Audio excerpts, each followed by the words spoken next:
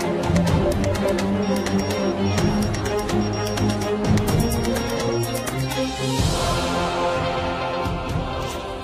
19h à Moribabougou et partout au Mali, fidèles téléspectateurs de Chérif La Télévision, bonsoir et bienvenue dans cette nouvelle édition d'information dont voici les principaux titres. Le Haut Conseil islamique du Mali, à travers son président Seyid Cherif Ousmane Madane Haïdara, guide spirituel des Ansar et non moins président du groupement des leaders spirituels musulmans du Mali, a lancé récemment un appel vibrant à l'endroit de toutes les bonnes volontés à venir en aide aux déplacés des différentes localités de la région de Mopti. C'est ainsi que dans ce cadre, la BDM-SA a répondu favorablement à cet appel en donnant une importante quantité de dons en vivres composés de sacs de riz et d'huile d'une valeur de 2 millions de francs CFA. Autre titre, la cérémonie d'ouverture officielle du 12e congrès de la Société africaine de génétique humaine, conjointement avec le premier congrès de la Société malienne de génétique humaine, ont eu lieu dans la matinée de ce jeudi 19 septembre 2019 à l'hôtel Sheraton de Bamako.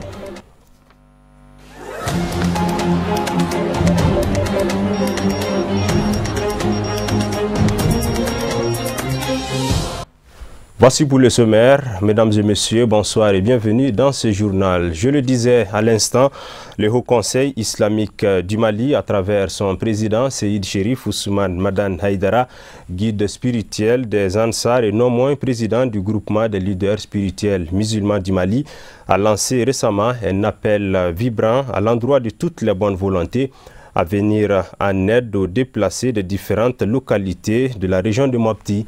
C'est dans ce cadre que la BDM-SA a répondu favorablement à cet appel en donnant une importante quantité de dons en vivres composés de sacs de riz et d'huile d'une valeur de 2 millions de francs CFA. La cérémonie de remise a eu lieu ce mercredi 18 septembre 2019 au nouveau siège du Haut Conseil islamique du Mali, Siza Amdalaï, ACI 2000. C'est un reportage de Amadou Kamara, Fousseini Keïta. La cérémonie a débuté par la récitation du Saint-Coran.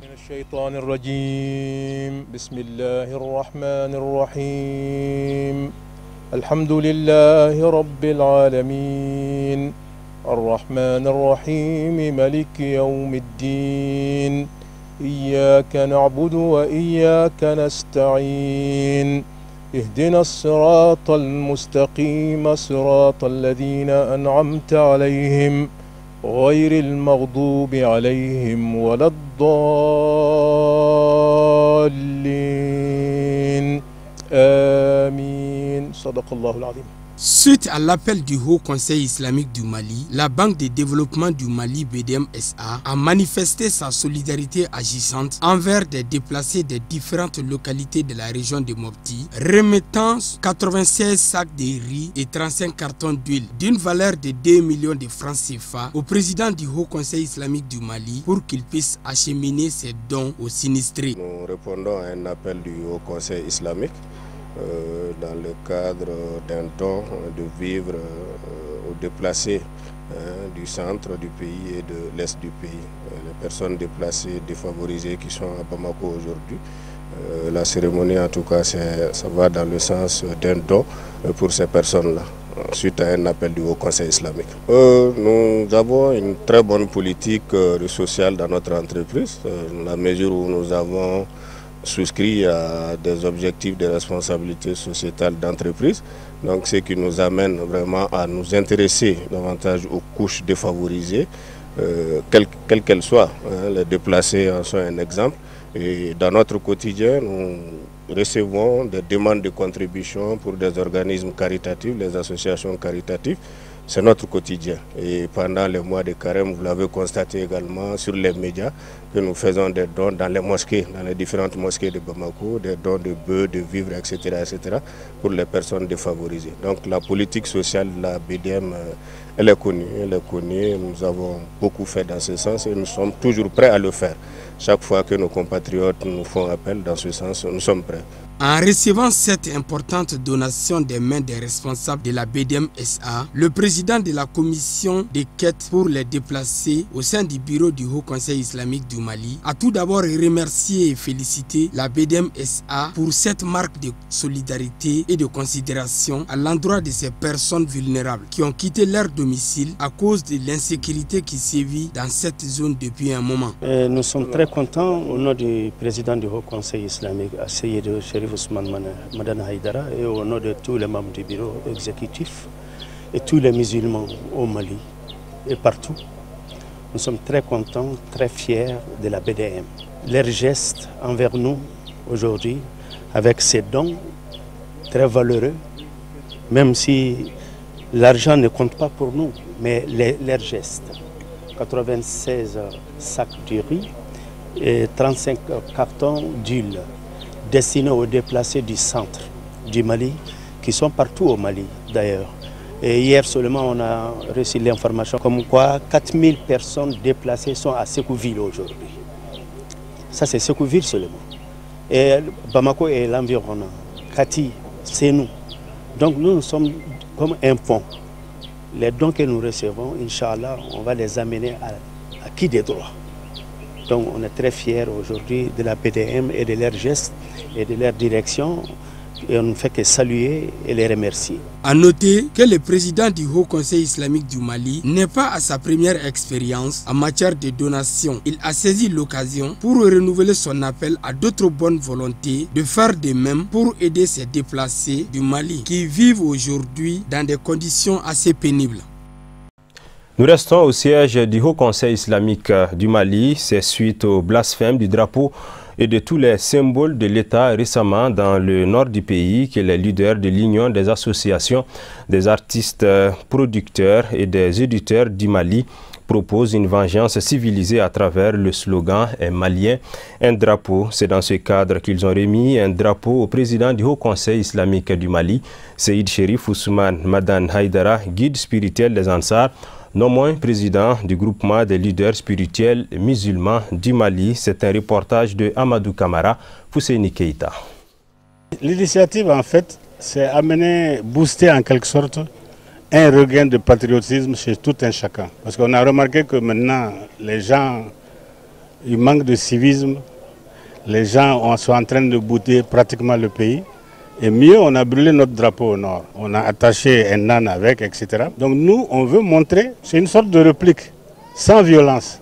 Leur montrer que nous sommes des Maliens, nous aimons notre pays et nous aimons notre drapeau. Donc nous aimerions que tout Malien, c'est-à-dire un Malien, un drapeau. Une délégation de Salah dans la région de Koulikoro, composée de leaders religieux et de chefferies traditionnelles, a été reçue en audience par le guide spirituel des Ansar à Bangoni Djanguinebougou, en commune 1 du district de Bamako. Occasion pour la délégation de faire part de son satisfecit quant à l'élection du président du groupement des leaders spirituels musulmans du Mali à la tête du Haut Conseil islamique. Les membres de la délégation ont rassuré Seyyid Cherif Ousmane Madane Haïdara de leur soutien. C'est un reportage de Loutou Sidibé avec le commentaire de Moussa Fomba. Exprimer son entière satisfaction au guide spirituel des Ansar pour son élection à la tête du Haut Conseil islamique du Mali et le rassurer de son soutien indéfectible dans sa mission d'unir en particulier les musulmans et les Maliens en général, tel est l'objet de la visite initiée par cette délégation venue de Salah dans la région de Koulikoro et composée des chefferies traditionnelles et des leaders religieux. La délégation a au nom des populations de Salah exprimé son total soutien au président du groupement des leaders spirituel musulman du Mali pour l'accomplissement des tâches qui lui sont confiées tout au long de sa mandature. L'imam du village et chef de la délégation laissera entendre qu'en islam, effectuer une visite auprès de son prochain afin de s'enquérir de ses nouvelles est en soi une vertu, de surcroît une personnalité de la trempe de Seyyid Cherif Ousmane Madane Haïdara, porté à la tête du Haut Conseil islamique du Mali. Prenant la parole, le responsable de la commission de gestion de la mosquée de Salah fera savoir que cette démarche est une initiative des responsables de la mosquée, de la chefferie traditionnelle ainsi que l'ensemble des populations du village dans le but de solliciter les bénédictions du président du Haut Conseil islamique du Mali et le féliciter pour son élection. La représentante des femmes de la délégation s'est dite satisfaite de l'accueil réservé par le guide et sa famille à leur délégation avant de solliciter les bénédictions du président du groupement des leaders spirituels musulmans du Mali. Le président du Haut Conseil islamique du Mali, tout heureux de cette visite, a tenu à remercier les membres de la délégation ainsi que l'ensemble des populations de Salah. Des séances de bénédiction ont mis fin à la cérémonie. Je l'annonçais dans les titres, la cérémonie d'ouverture officielle du 12e congrès de la Société africaine de génétique humaine, conjointement avec le premier congrès de la Société malienne de génétique humaine, ont eu lieu dans la matinée de ce jeudi 19 septembre 2019 à l'hôtel Sheraton de Bamako. Un événement présidé par le ministre de la Recherche scientifique et de l'enseignement supérieur autour du thème génétique et génomique humaine comme facteur d'unité pour l'harmonie et le progrès en Afrique. C'est un reportage de Kafouné Bachili. Durant 3 jours, les propos seront essentiellement centrés sur la génétique médicale. Elle vise entre autres à promouvoir la recherche et la formation en génétique et à créer un forum de conseil avec les personnes vivant avec les maladies génétiques comme la drépanocytose, l'albinisme et l'hémophilie. La génétique a été longtemps considérée comme une discipline réservée à un groupe restreint de la maladie, mais de nos jours, elle est devenue une discipline transversale touchant tous les domaines de la médecine. L'exploration et le traitement des maladies génétiques dans les pays en développement en général et au Mali en particulier connaissent d'énormes difficultés. Et depuis quelques années, le nombre de spécialistes en génétique au Mali augmente. Ceci permettra non seulement d'améliorer la qualité de l'enseignement dans nos structures, mais aussi de faciliter la mise en place des pôles de recherche compétitifs. Le thème de la conférence est la génétique humaine comme facteur unificateur pour l'harmonie et le progrès en Afrique. Ce thème sera développé dans les différentes présentations pendant ces 3 jours. Pendant ces 3 jours, les résultats de recherche seront présentés sur les facteurs génétiques et environnementaux des maladies, entre autres les maladies infectieuses, le cancer, le diabète, l'hypertension, la drépanocytose, etc.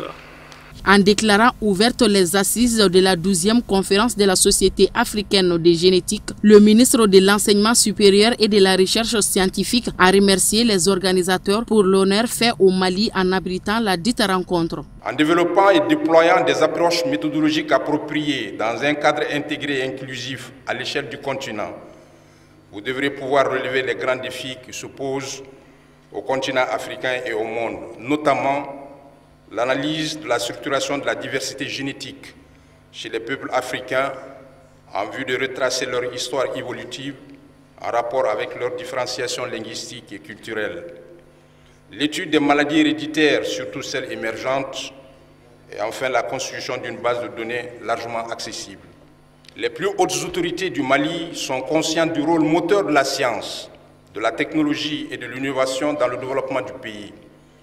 C'est la raison pour laquelle elles adhèrent entièrement au référentiel à l'échelle sous-régionale, africaine et internationale. L'objectif de cette politique est de contribuer à l'amélioration de la qualité de la vie et au bien-être des populations à travers l'appropriation de la science, de la technologie et de l'innovation en vue de l'atteinte de la vision des objectifs du développement durable pour une croissance économique inclusive et compétitive dans un espace intégré. À noter que cette 12e réunion de la Société africaine de génétique humaine a vu la participation d'une vingtaine de pays africains, européens et américains. C'est par la prise de photos en famille que la cérémonie d'ouverture a été bouclée. L'actualité nationale sur un tout autre plan, le Premier ministre Dr Boubou Cissé a présidé dimanche dernier l'atelier consacré au terme de référence du dialogue national inclusif. Quelles sont les attentes réelles des Maliens du grand dialogue national? L'inclusivité des citoyens est-elle prise en compte pour engager les réformes institutionnelles nécessaires? Élément de réponse dans ce dossier réalisé par l'une de nos équipes de reportage dirigée par Al-Hamidou Badini. Depuis 2012, le Mali traverse une crise multidimensionnelle. Pour y remédier de façon efficiente et définitive, le président de la République, son Excellence Ibrahim Boubacar Keïta, a pris l'initiative d'organiser un dialogue politique national dont les termes de référence ont été validés sous la présidence du Premier ministre Dr Boubou Cissé. On retiendra surtout de cet atelier de validation un consensus pour que le nom de dialogue politique inclusif soit remplacé et devienne dialogue national inclusif. D'abord, il faut que nous arrivions à faire un état de lieu, qu'on puisse se vider. Pourquoi on est arrivé à ce niveau? Et cette discussion va amener beaucoup d'éléments. Beaucoup d'éléments par rapport jusqu'au niveau de la souveraineté. Qu'est-ce qui est vraiment aujourd'hui notre engagement? Le partenariat, qu'est-ce que nous devons en parler? Qu'est-ce que la communauté internationale est en train de faire aujourd'hui pour notre pays? Qu'est-ce que nous, Maliens, on est en train de faire? Nos femmes, qu'est-ce qui se passe réellement? Ces investissements, ces différentes lois que nous avons votées, c'est qu'on puisse vraiment quand même faire une sorte de mea culpa. Dans le souci d'inclure toutes les sensibilités du pays à ce processus, le dialogue national inclusif sera au préalable décentralisé dans les communes, les cercles et régions, mais aussi au niveau des ambassades et consulats. Moi, je salue beaucoup l'initiative de décentraliser le dialogue national inclusif. Vous savez, nous, élus à la base, nous sommes quotidiennement avec la population. Nous rencontrons quotidiennement les problèmes de la population. Nous discutons avec eux. Nous savons de quoi la population souffre. Nous connaissons les aspirations de la population. Nous sommes les voix les plus appropriées pour parler au nom de cette population qui nous a d'abord fait confiance. Consciente du rôle prépondérant qui est le leur, la société civile malienne, de concert avec le ministère chargé des réformes institutionnelles et des relations avec la société civile, avait déjà organisé un atelier national de réflexion sur la contribution des forces vives de la nation à la réussite de ce dialogue. Plusieurs recommandations ont été formulées à cet effet. La société civile qui a été représentée de Caille à Kidal en raison de 5 représentants au moins venus de tous les secteurs du Mali, et aussi la société civile de la diaspora malienne représentée par les 2 grandes fêtières qui sont le Haut Conseil des Maliens de l'extérieur et le Conseil supérieur de la diaspora malienne, ont souhaité, pour que le dialogue aille au-delà des acteurs politiques, soit vraiment un cadre qui mobilise l'ensemble des Maliens et l'ensemble des Maliens, que le dialogue soit appelé dialogue national inclusif ou dialogue politique et social inclusif. La société civile a justifié cette proposition par le fait que le dialogue va au-delà des questions politiques. La jeunesse malienne est elle aussi un des acteurs incontournables dans ce processus de stabilisation, de paix et de développement, dira le président du Conseil national de la jeunesse. Nous avons anticipé sur notre participation en tant que jeunes au dialogue à travers les concertations régionales de la jeunesse et de l'emploi que nous organisons en prélude aux assises nationales de la jeunesse qui sera présidée par le chef de l'État. Donc dans toutes les régions déjà, nous travaillons sur toutes les questions importantes à l'épanouissement des jeunes, à la promotion de notre jeunesse, à l'employabilité des jeunes, pour qu'on puisse ensemble élaborer un document. Et nous osons croire que ce document va être pris en compte en intégralité par les recommandations du dialogue. 4 thématiques majeures seront débattues au cours du dialogue national inclusif, le tout concourant à la décrispation de la crise que connaît le Mali. Et nous retrouvons Sadio Sidibé pour le commentaire de l'actualité africaine et internationale.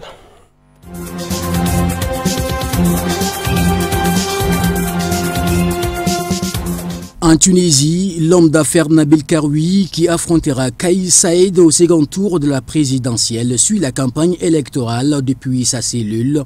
Ce mercredi 18 septembre, une nouvelle demande de libération a été rejetée. Les juges en charge de l'affaire ont refusé de statuer sur sa demande de libération.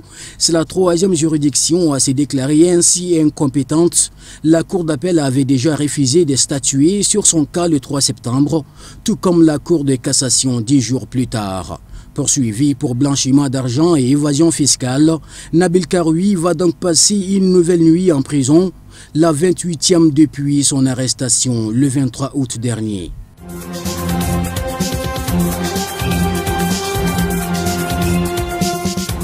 À partir de ce jeudi et jusqu'au 27 septembre, les juges de la Cour pénale internationale étudient les charges portées par la procureure contre les ex-chefs anti-Balaka, Patrice Edouard Ngaïsona et Alfred Yekatom. Les deux hommes sont suspectés de crimes contre l'humanité et de crimes de guerre. Les deux Centrafricains sont suspectés de meurtre, extermination, déportation, torture, persécution, disparition forcée, attaque contre les civils et contre des mosquées. Une longue liste de crimes contre l'humanité et crimes de guerre commis lors du conflit de 2013 et 2014 opposant la Seleka aux anti-Balaka, la milice à laquelle appartenaient les deux suspects.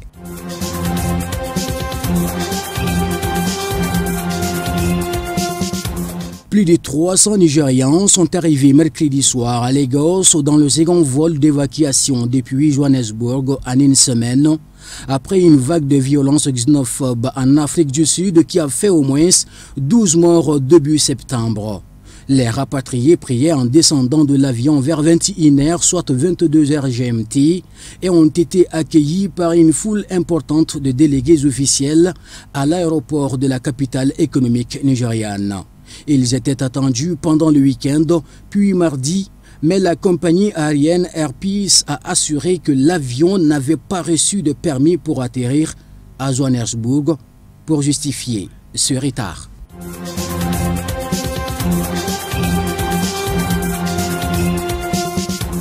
La Tanzanie, jusqu'ici confiante face à Ebola, selon Dodoma, aucun cas de ce virus mortel n'est encore déclaré dans le pays, en dépit de 2 cas suspects déclarés récemment.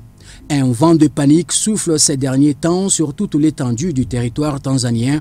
La faute à la mort le 8 septembre dernier d'une femme présentant, selon des observateurs, les mêmes symptômes que ceux d'Ebola.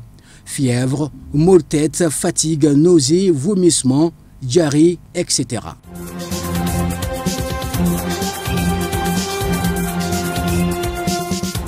L'actualité en Europe. Cela fait maintenant 10 mois que les lycéens et les étudiants allemands marchent tous les vendredis pour le climat. Mais la manifestation de cette semaine pourrait être la plus importante du mouvement depuis sa création, avec plusieurs dizaines de milliers de personnes attendues dans les rues de Berlin. Jusqu'ici, l'Allemagne n'est pas parvenue à respecter ses engagements en termes de réduction des émissions de CO2.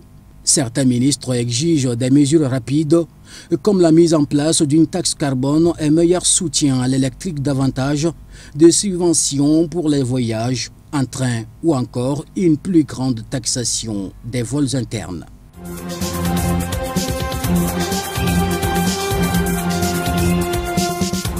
Enfin, pour terminer, en visite à Jeddah auprès du prince héritier saoudien Mohammed Ben Salman en Arabie Saoudite, le secrétaire d'État américain Mike Pompeo a qualifié l'attaque contre des sites pétroliers saoudiens d'acte de guerre de l'Iran, dépêché en Arabie Saoudite afin de coordonner les efforts pour contrer l'agression iranienne dans la région.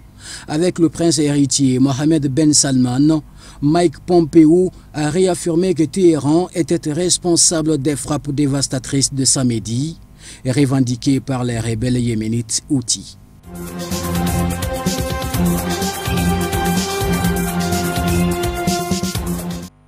Sport, basketball, plébiscité à la tête de la Fédération internationale de basketball le 29 août dernier par les délégués de 156 pays, l'ex-président de la FIBA Afrique, notre compatriote Aman Niang, est rentré au pays avec tous les honneurs.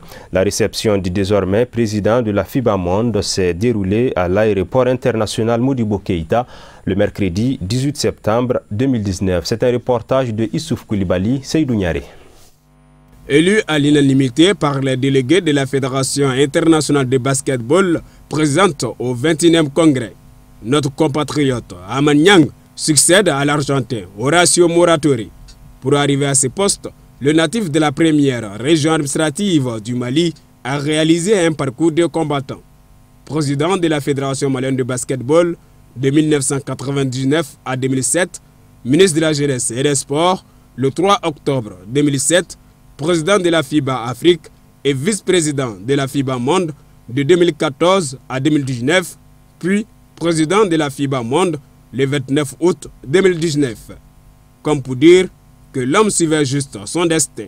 C'est pourquoi parents, amis, collaborateurs, supporters, pratiquants et autorités politiques et administratives, ainsi que le ministre de la Jeunesse et des Sports, ont tous tenu à lui rendre un vibrant hommage. Merci à tous ceux qui ont fait le déplacement aujourd'hui pour venir participer à cette cérémonie sportive. Merci à ces anonymes. Merci à l'ensemble du monde sportif malien et merci à la famille du basketball. Mais permettez-moi de saluer, de remercier et de rendre grâce à Allah, de toute puissance et miséricorde. Sans lui, rien ne saurait être. Permettez-moi de rendre toute ma gratitude au président de la République, Ibrahim Boubacar Keïta, au Premier ministre Boubou Cissé et à son gouvernement. Et je renouvelle encore mes salutations, mes remerciements à M. le ministre de la Jeunesse et des Sports pour tout ce que vous avez fait à l'intérieur comme à l'extérieur du Mali pour que nous soyons aujourd'hui en fête au Mali, en Afrique et dans le monde du bassin.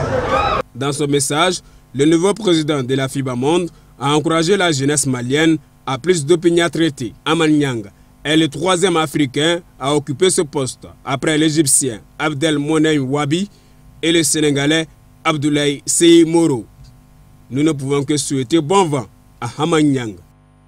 Page noire de cette édition d'information, l'ex-président tunisien Ben Ali est décédé à l'âge de 83 ans, a annoncé ce jeudi son avocat. Après 5 mandats à la tête de l'État, il avait été contraint par la rue de quitter le pouvoir et vivait en exil en Arabie Saoudite depuis sa chute en 2011. Celui que les Tunisiens surnommaient Benavi est mort à 83 ans, l'ancien président de la République tunisienne. Depuis 2011, l'ancien dirigeant avait trouvé refuge à Jeddah, au bord de la mer Noire en Arabie Saoudite, avec une partie de sa famille, à l'issue d'une révolte populaire qui inaugurait le printemps arabe. Après avoir régné sur la Tunisie de 1987 à 2011, le dirigeant avait en effet abandonné précipitamment le pouvoir le 14 janvier cette année-là, laissant derrière lui une population éprise de changement et de liberté et un modèle économique tunisien en panne. Et c'est sur ces notes que se referme cette édition d'information que je vous remercie d'avoir suivi. Passez un excellent moment en compagnie des programmes de Chérif La Télévision. Bonsoir.